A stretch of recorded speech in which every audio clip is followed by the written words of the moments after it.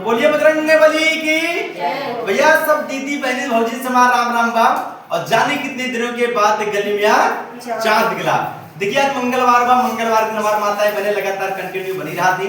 और देखा हमारे साथी जो बा आशा भाभी बड़े दिन बाद आए, चेहरा दिखाते हुए। भाभी कहाँ रहो इतना दिन बाद? पहले आप कहाँ रहे? एक महीने तो आप खुद गायब रहे। ओ ये बात है। अच्छा महीना से तो मेरे साथ रंजना भाभी हैं, आशा भाभी हैं और भाभी क्या नाम आपका? रीता भाभी हैं। और आप? यशोदा। कितना बढ़िया नाम है। देखा भैया भौजी दोनों यहाँ।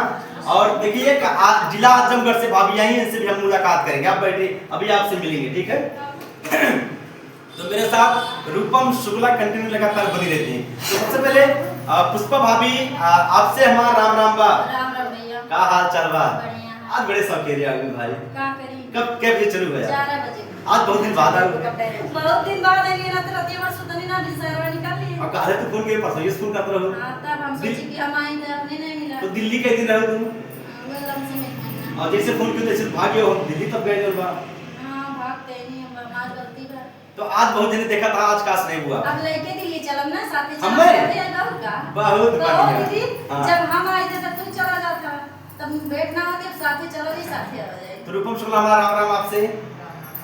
कहाँ रहो? तबीयत पानी ठीक है आपके?